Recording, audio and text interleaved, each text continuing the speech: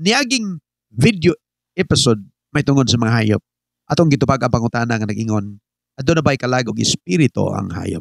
Gamit ang duha ka bersikulo atong gipamatud-an diha sa Ecclesiastes chapter 3 verse 21, ikaduhang bersikulo atong gigamit mo ang Job chapter 12 verse 10. Dugangan nato sa bersikulo sa Genesis chapter 7 verse 15, nagisgot ka na og breath of life. Sa Bisaya, ug ming sulod sila ngadto kang Noe sa arka sa tinagurha ang tanan nga unod nga may gininhawa sa kinabuhi. So makita nimo na ang mga hayop, doon na po sila breath of life. Kung doon may pangutana diha, pwede nyo ipangutana. Di lang ako hisgutan ang tanan pang information nga na diha, para na po mo ika-contribute nga pangutana sunod na tong video episode. Karon, doon ay duha ka pangutana nga atong tubagon.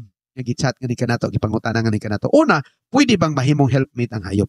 Pwede bang makighilawas og musanay ang hayop og ang tao? Ang una pangutana, pwede bang mahimong helpmate ang hayop? Atong tubagon migson.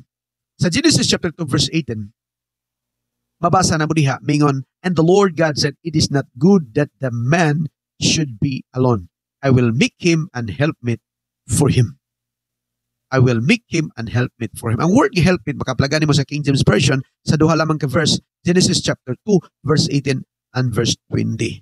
So ang pulong nga helpmate igsoon, mo gigamit diha, mo nay nakapaudyok sa ngutana nato kung kinisgutan nato na sa una pag yun nato nga episode.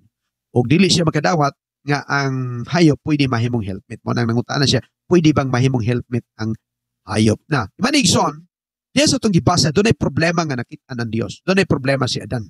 Doon ay siya problema. Ang iyang problema, wala siya katabang. Ningon ang Ginoo, it is not good for a man to be alone. So, nga version, dili makaayo alang kaniya. Una pa yung kinabasang translation, makadaot. Na, kung mag-inusara ka, dili na maayo. Makadaot yun. Nakita sa Diyos ang panginahanglan ni Adan. Ano sa panginahanglan niya? Helpmate. Nakita kini sa Diyos. Busa, tungod niya na, naghimo og paagi ang Diyos nga matagbo ang panginahanglan ni Adan. Sa last portion ni Ana nga verse 18, may nga ginomideklara siya, I will make him an helpmate for him. Kini nga pamulong sa Diyos, tubag kini sa panginahanglan ni Adan, may tungod sa katabang. Nahuman ang Diyos nakapamulong, unsa man ang gibuhat sa Diyos, agig tubag sa panginahanglan ni Adan. Ang gibuhat sa Diyos, so nag-iumol siya og mga hayop. Nag-umol siya og mga hayop gikan sa ground. Matuta, Genesis chapter 2 verse 19, and out of the ground, the Lord God formed every beast of the field and every fowl of the ear and brought them into Adam to see what he would call them, and whatsoever Adam called every living creature, that was the name thereof. Tingali mo yun ka, uy, wala man nagidala sa Dios aron mahimo ni Adan nga katabang. Apan, aron pangalanan. Pwede po. Kung diyan dapita, medyo doon ay conflict gamay. Pero libo gamay. Pero aron masabta na to na, kinahanglan tanaw na to unsa ang problema ni Adan. Kaya diha sa pagtanaw sa panginahanglan ni Adan, mahibaw ani mo unsay gihimo sa Dios aron ma-meet ang panginahanglan ni Adan. Kaya panginahanglan ni Adan, katabang man diay. Wala siya problema, may labot sa paghingalan sa mananap. Kaya ang panginahanglan niya, katabang man diay, buhinungdan nga ang giprovide sa Dios kaniya, katabang. Ukon sa may giprovide sa Dios, niya, dili si iba ang primerong giprovide. Ang unang gidala sa tubangan ni Adan, mga hayop nga dunay upat ang tiil. Best ang gibutang diha, ketol, but-sabot, upat ang tiil. Dugang pa niya na sa verse 19, migamit kini og coordinating conjunction word nga and. Conjunction word nga. Ang purpose sa conjunction word nga and is to join the two part of a sentence of equal emphasis or same value. In other words, konektado ang last portion sa verse 18, miingon, I will make an helpmate for him. Konektado na sa verse 19, and out of the ground, the Lord God formed every beast. In other words, ang 19 action ni sa gipamulong sa Dios na provide niya helpmate si Adan. Ug ang helpmate nga iyang gihimo og gidala kang Adan, mga hayop ini ug mga langgam. Sa unahan nga bersikulo ang verse 20, makita nato diha nga human gipanganlan ni Adan ang tanang mga hayop. Ang katapusang part niya na mingon na but nigamit ang conjunction word nga but sabot nga kining katapusang part ani konektado gyapon ni sa idea sa naguna. Tungod kay wala may nakaplagan si Adan, manang after si Adan naghingalan sa mga hayop na human naghingalan. Ingon ang katapusang part sa verse 20, but for Adam there was not found an helpmate for him. Kini nga statement nagpasabot kini nga si Adan nangitag katabang sa pundok sa mga hayop. Pero wala siya nakita. Manamingan ng Bible, but for Adam, there was not found an helpmate for him. Pero sa mga kamaingon nga, wa jud po kakita sa akong kwintas. Sa panahon nga nangita ka, naghapa-hapa, nagkamang-kamang ka, kipaningot na lang kag pangita, pero wa ka kakita. Ang imong statement, anak, katapusan, maingon ka, ganihar, jud kong pangita, wa jud ko kakita. So sa members sa church, maingon, pastor, yauli na lang ko, 2 ka oras ko sibot-libot, wa jud ko kitag pasahero. But pasabot, nangita siya pasahero, pero wala siya kita. Dini si Adan, gitagaan sa Dios sa tanang klase sa mananap, nga upat ang tiil ug langgam.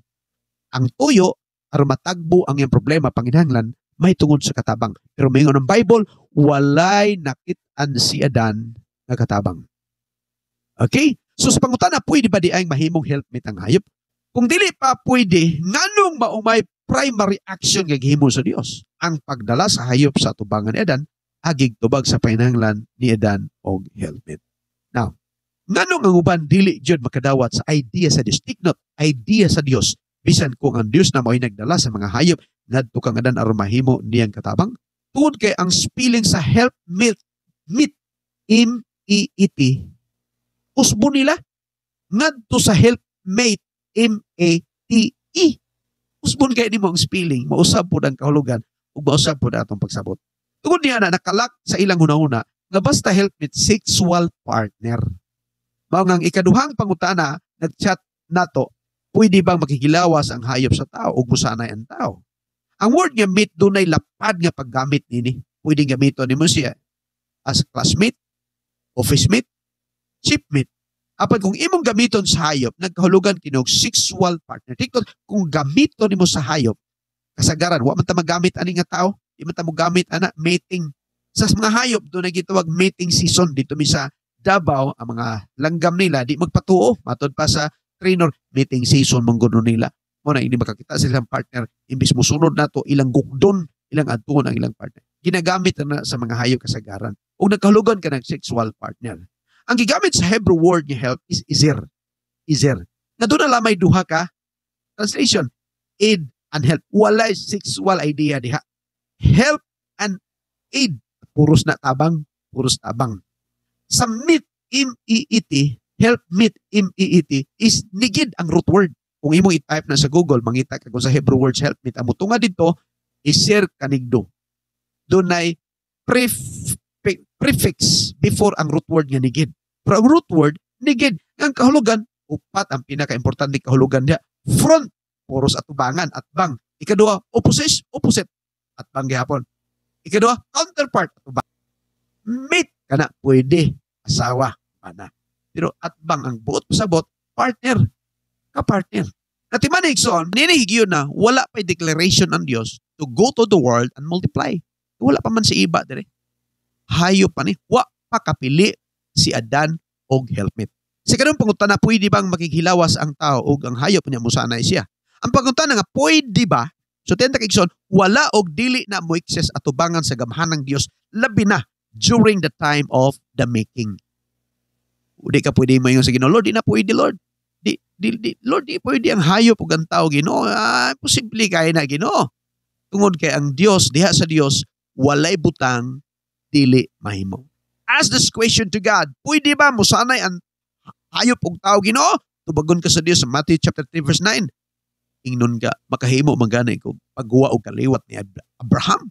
Gikan sa mga bato nga wanay tagwangkan. Nakahimo naman gani ko paghimo og tao gikan sa abog nga wa nay duga. Sa Isaiah chapter 43 verse 19 to 20, makahimo ko pagbutang og highway og suba taliwala sa deserto. Kana pang pagpasanay gamit ang tao og hayop di na ko mahimo. Sa paghimo sa creation, walay butang dili mahimo kung gustuhon sa Dios.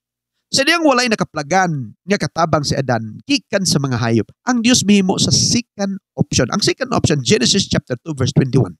And the Lord God caused a deep sleep to fall upon Adam.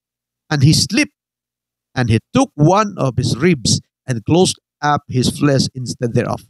And the rib which the Lord God had taken from man made he a woman and brought her upon the man. And Adam said, this is now bone of my bones and flesh of my flesh. She shall be called woman because she was taken out of man. Kung kaya nakaplagan si Adan, mihimo og second option ng Dios, iyang gipakatulog siya dan ug iyang gitanggalan og gusok ug gihimo niyang babae. Ug gidala mao gyapon sa termino gigamit, he brought the animal to Adam, dere he brought the woman to man. Human ang tao nakakaplag sa babae, diha pa sila gi panalanginan og gisugo.